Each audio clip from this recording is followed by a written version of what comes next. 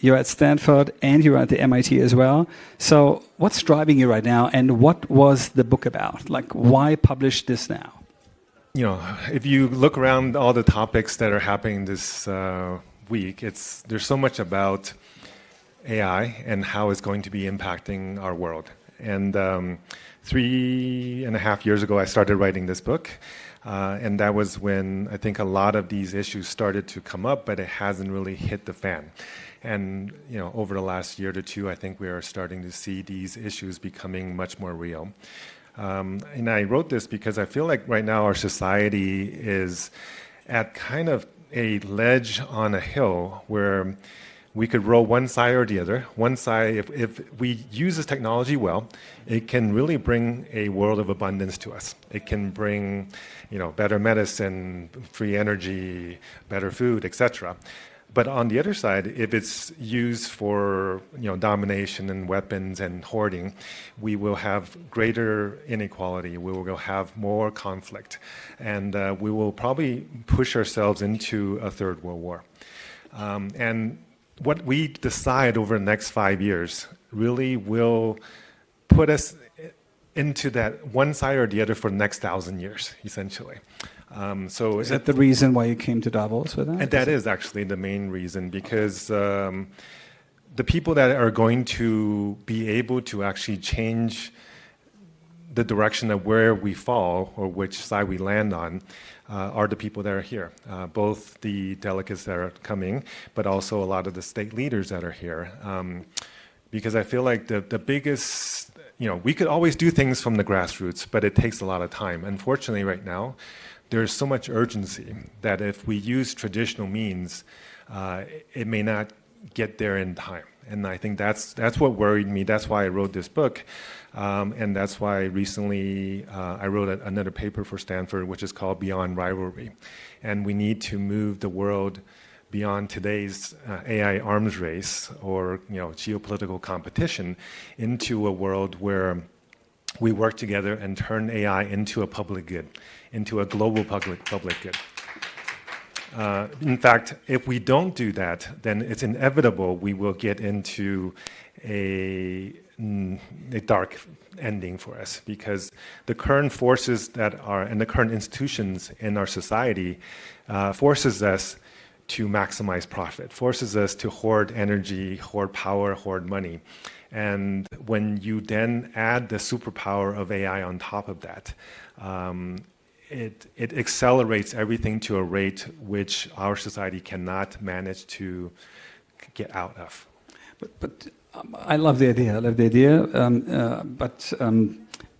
Being around for like several decades in my life, yes. and if I look at what I've seen so far in 30 years of tech and development, I wouldn't say I'm not pessimistic, but I wonder what we have to change, because you're talking about companies that have investors yes. backing them heavily.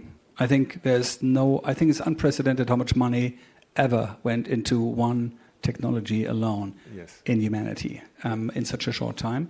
So what do you think about those investors? Don't you think, they do this to, get more, right? That's what they want. So they want, OpenAI and Anthropic, everybody to go public, so that after putting in $1 billion, they want to have $5 billion.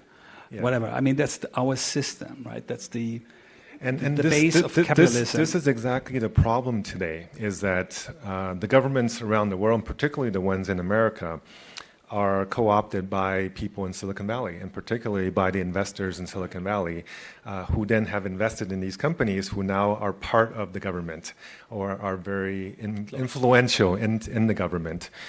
In fact, actually, executives of every single major lab in the Silicon Valley have executives who are now officers in the American military.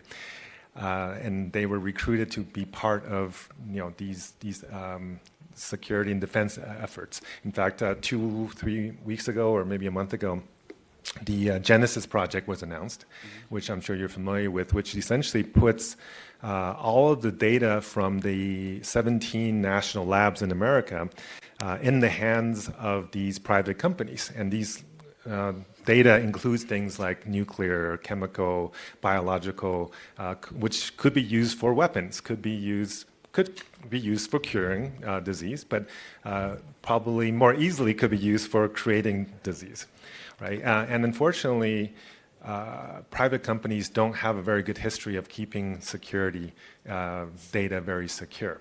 And also not, contributing to society. Yes, in exactly. Some means, meaning, bringing society together. Yeah, If you look at, some services divide, right? That's We know that, exactly my problem with how this is being handled is that the CEOs of all these companies have one goal, which is maximize shareholder value, which means returning extra profits to their investors.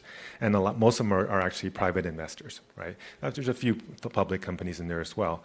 But that means that whatever it can do to use this data to get profits for a small group of individuals is what they're looking for. Their mission is not to save the world or to cure cancer, right?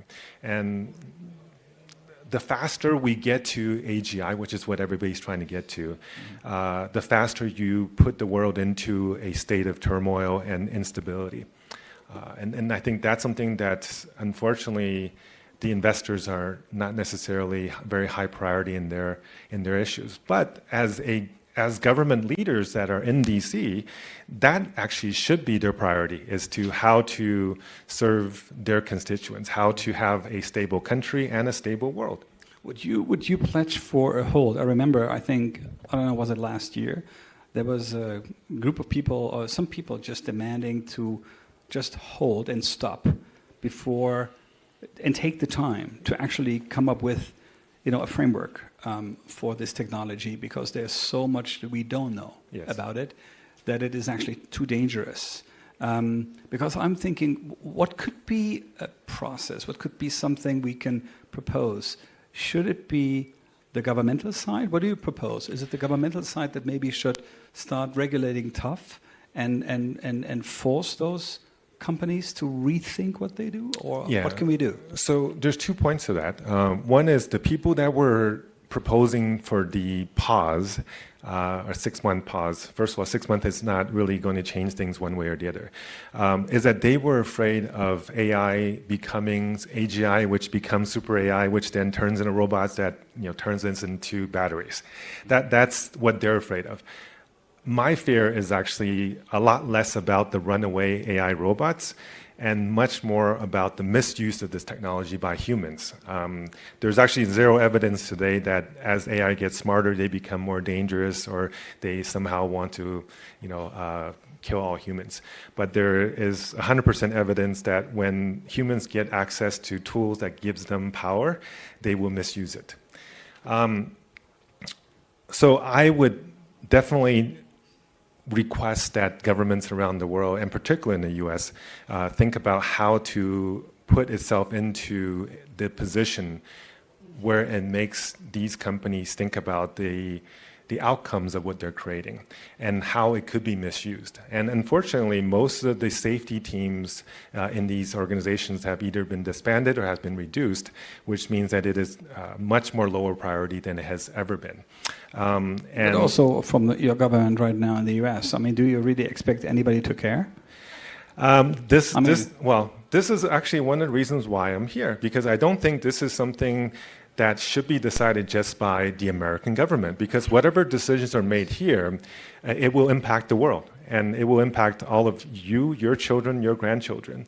And it does already, right? Most of people in the world are affected by this already. Exactly, right. So because most of the leading models in the world are either made in China or made in US, actually most of them are in the US and a few are coming up in China.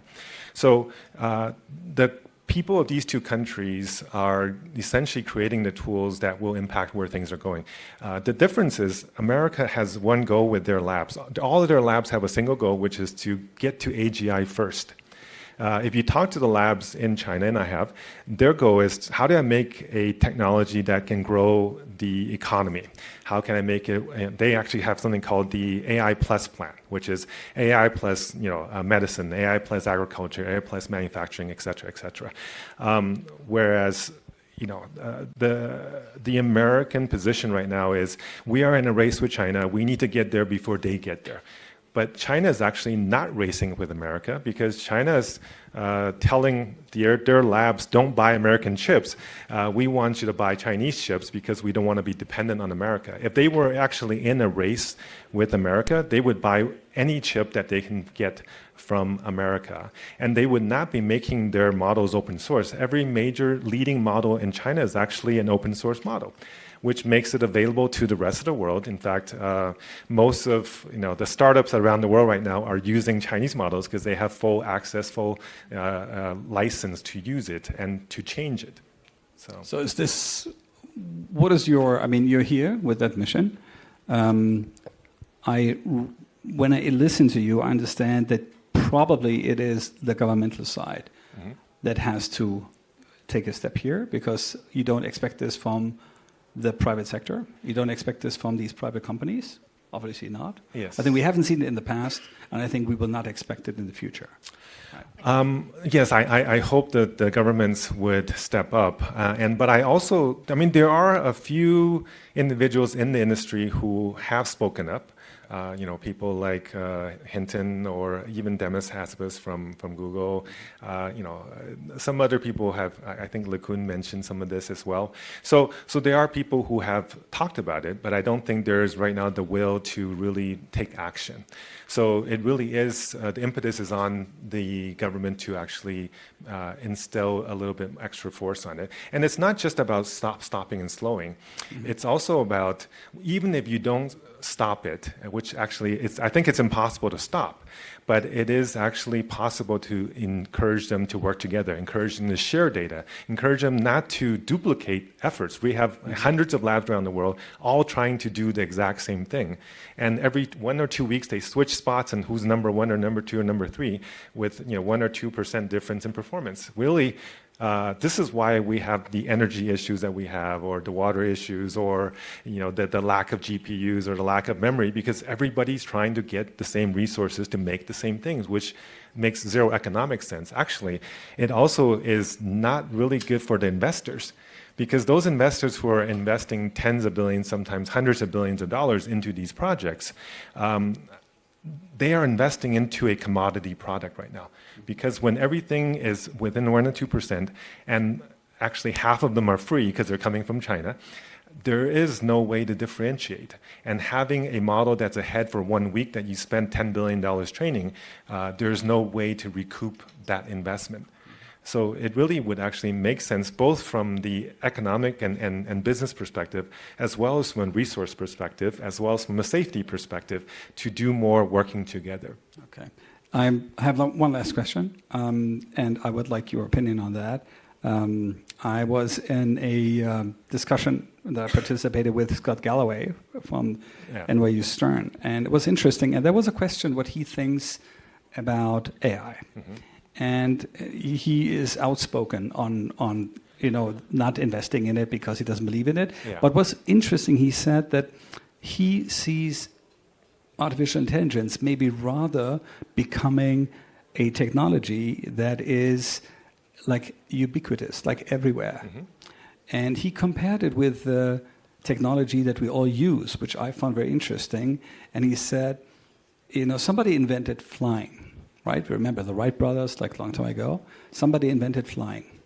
But actually there was no single company or 2 companies that capitalized that technology completely. You can look into airlines, profitable, okay, but not really interesting business.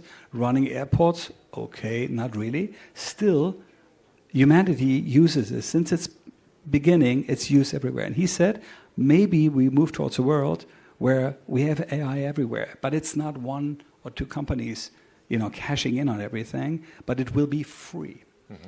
So is this something you would support, that idea? I do. In fact, when I talk about AI as a public good, public goods are usually free, like air, like water, like the parks. People aren't charging you for these things. And if we think about that way, we also don't hoard it. We're not trying to hoard all the air in the world because it's already free. It's accessible. And intelligence is actually something like that. And in fact, the fact that you cannot contain it, you cannot hold it like any other types of resource. It makes it innately a public good. But the issue right now is that particularly the American government has a misperception of something called decisive strategic advantage. Right? This is the belief that the company who makes AGI first will rule the world because the AGI will then self-recursively improve, making then ASI. And the ASI now is a God model, which then allows you to control everything, control everybody's power grids and networks and hack into everybody's systems. And now you can be a hegemon forever. Right, and I think this is the issue is when that is the goal of the country or some of the people in the country, it's a very misguided goal. And in fact, because of that, they don't want to slow down. It's not because they're trying to fight against China, because they actually see what China is doing. China is saying, I'm not racing with you, but they're saying China's bad. We can't let them win. But the reason really is that they want to get there first. Right? And the issue now is also for the global workforce and labor displacement problem. Nobody's really preparing for the displacement that's coming.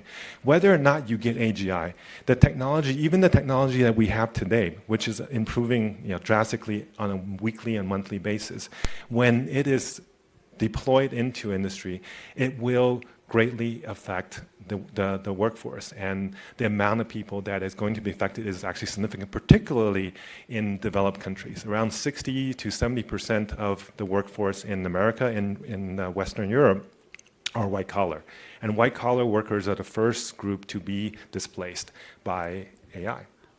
That's a great topic, but we have no time. Okay.